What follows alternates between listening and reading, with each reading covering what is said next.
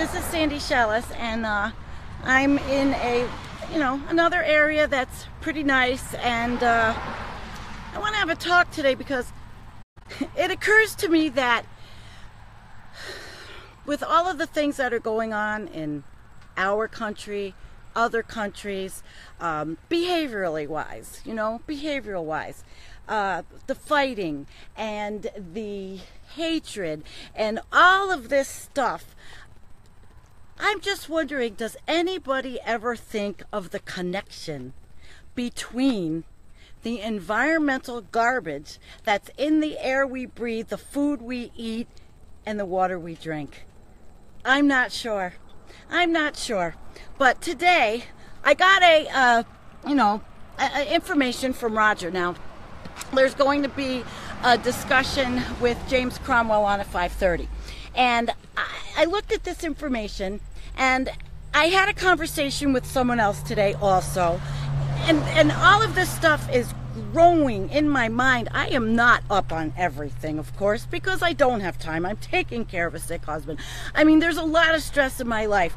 But the stress that I'm going through now that aggravates me is watching the cluster F that is the world and the behavior of people, certain specific people. Now, I can't blame. I have no place to blame. I have nothing like that. I'm not going to be a sociologist. I'm not a sociologist. I'm not going to sit here and dissect the issues, okay?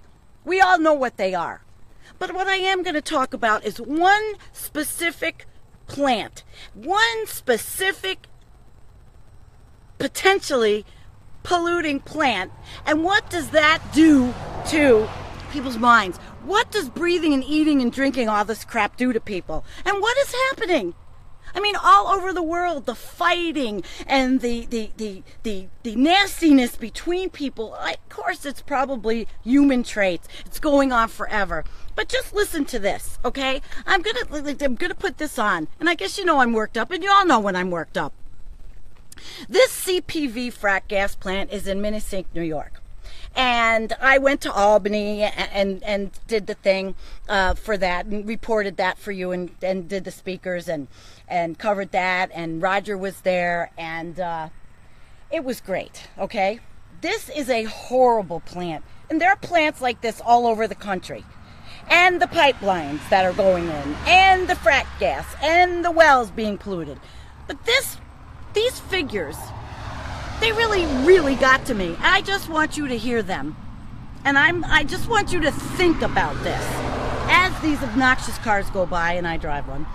Okay, so we're going to say these figures. This CPV frack gas. Now, really, this gas will come from Pennsylvania, all right? And it's just one example. Okay, one example.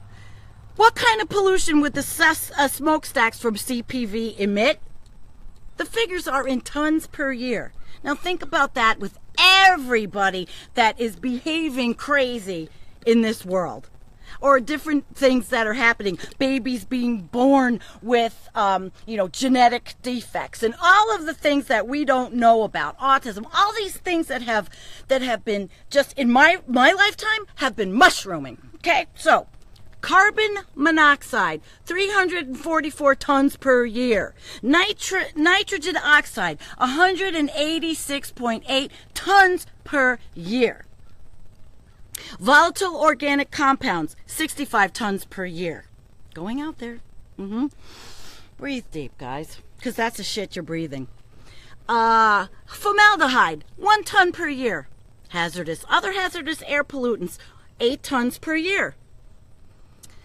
Total particulate matter, 95 tons per year. Sulfur dioxide, 42 tons per year. Sulfuric acid mist, 13 tons per year. And then the greenhouse gases among that. 2 million, I don't know if this is right, 2 million tons per year. So the combination of these organic volatile compounds, they call them VOCs, right? Nitrous oxides, NOx, and particulate matter, PM, will create ground level ozone, the main constituent of smog. Ground level ozone has been linked with respiratory diseases, cancer, stroke, and premature death. And God knows what it's been doing to animals. Also, you know, the animals in the world, all over the world. VOCs on their own are carcinogens and have been linked to neurological and development issues, liver and kidney damage, and brain damage. Every single day, human beings, by their own creation, and yes, I drive one, are manufacturing all of this shit, okay? And here comes the guy in a tractor, you know, a farmer. Can he get that kind of machine in something that doesn't emit, that doesn't use fossil fuels, unless he uses horses like the Amish? What I'm trying to say here is that, has there been a causal link between what is going on in the fighting with people all over, even in just in the United States, and their mental states? Is there a causal link between all of these pollutants and behavior? I don't know, but I'm going to ask that question. Now, let's see, Roger, you just said Dr. Anthony Ingrafia and Robert Howarth are the main scientists and told us these numbers are conservative that I just read.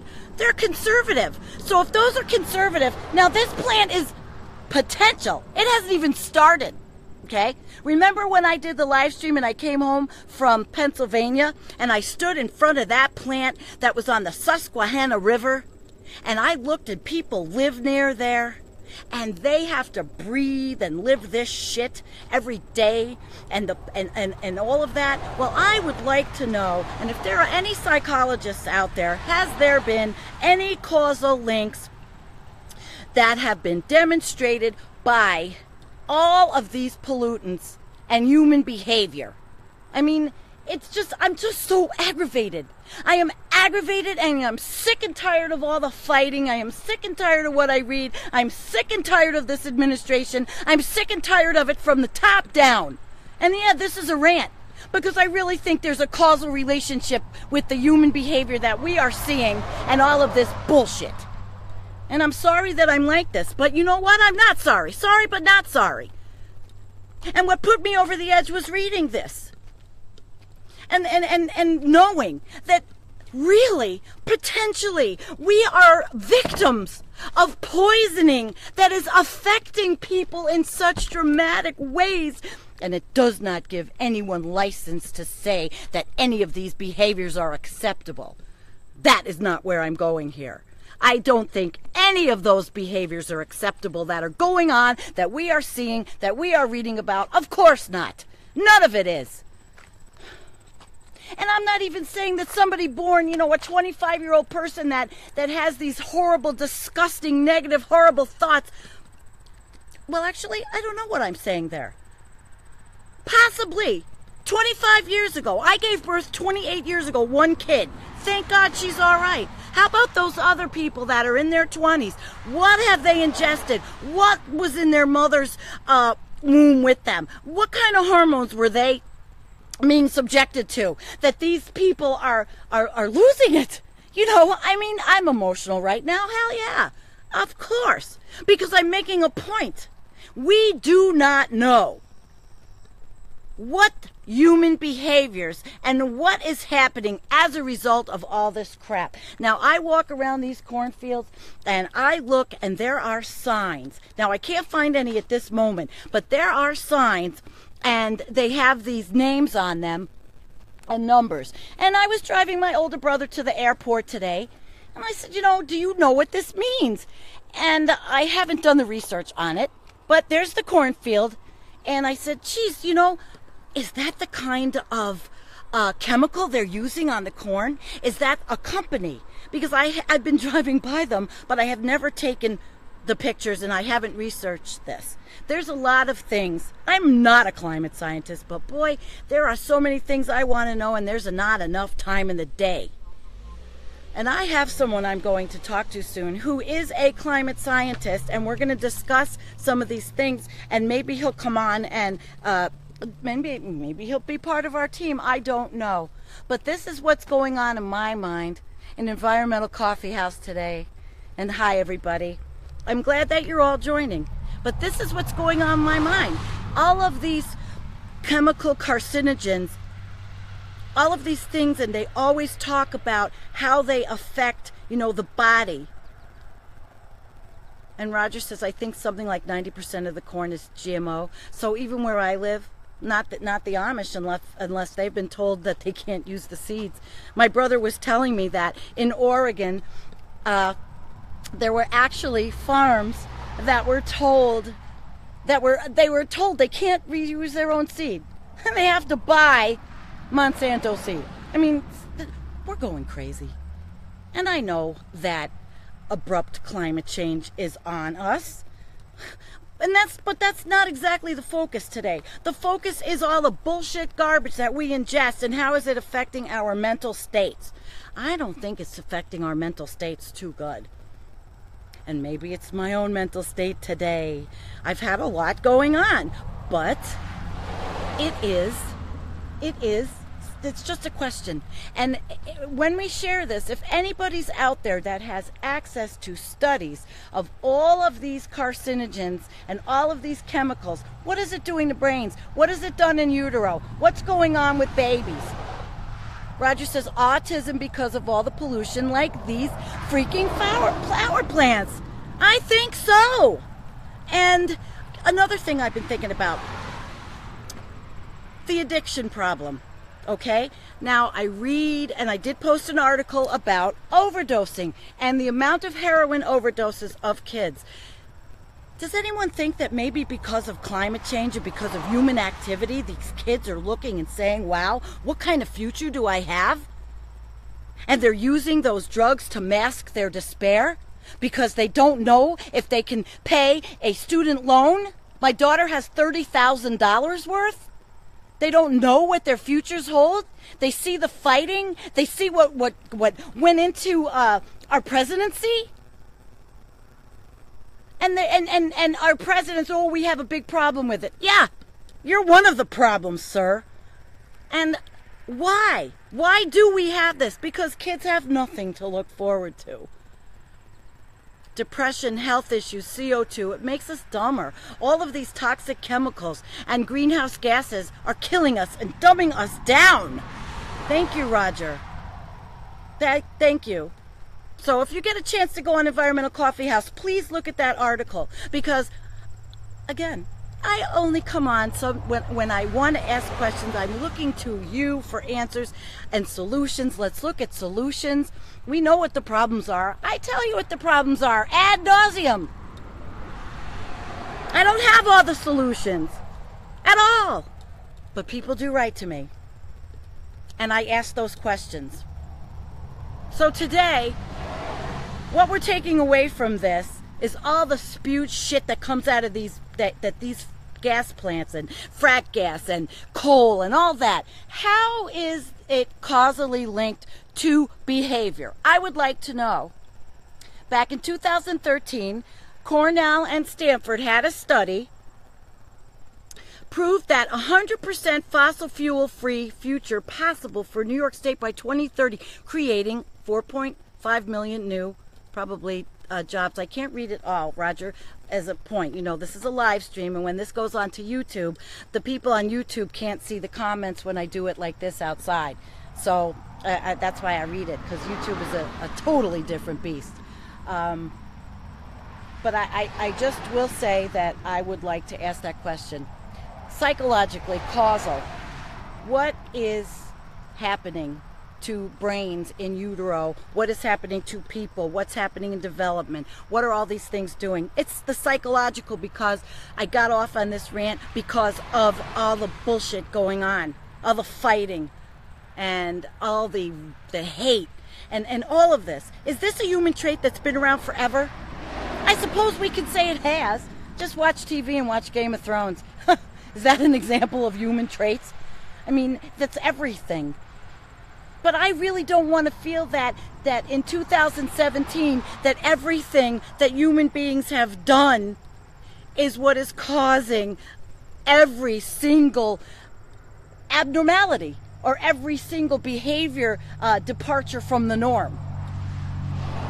And Roger says, we know that PA fracking increases infant mortality by 30% in a very recently done study. And I did a live stream on Hanford, Washington, and the areas, the towns around Hanford, Washington. The amount of birth defects in the children there is criminal. It's criminal. So either we all stop having kids, or we solve these problems. We look for solutions. You know, I do buy the near-term human extinction. I know that it's coming. But can we stop it? Can we lengthen our time on the earth? Can we? I like to believe we can. For people like my daughter and Roger and the millennials and the kids in their 20s, for all the stuff that we've done, that they have something to look forward to, and that they don't have to go out and buy a bag of dope and shoot it up in their arm because they're going to look at $70,000 student loans.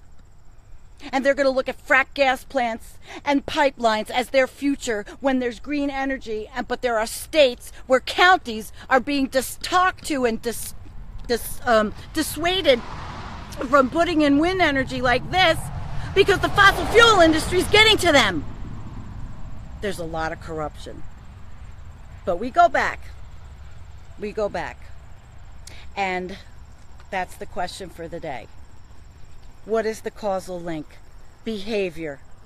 I would like to have someone help me with that. Behavior, all of this stuff we've been breathing for 40, 50, whatever years. Behavior and development, brain development, personality defects, all those things. And if anybody out there, or you share this, psychologists, climate scientists, help me. Help us. Help us understand. Help us make sense. I would appreciate it. So, thanks for coming. Thanks for listening to my rant. There is just too much that's unknown. And you know, you turn it on and it's disheartening. Again, I am not giving anyone a free pass to say, oh, I am a racist, I am a supremacist because of the gases I've ingested, so I'm just going to be like that. That's not the point here.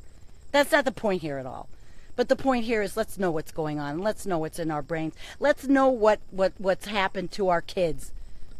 Let's figure this out. So at least, even if there's 100, 200 years, whatever there is left. And again, I am not saying we have till 2025 like Guy McPherson is. I'm not saying anything. We have to love each other and fight our true enemy to live in peace and harmony with nature. And I'm going to end with that. Thank you, Roger. I'm going to end with that.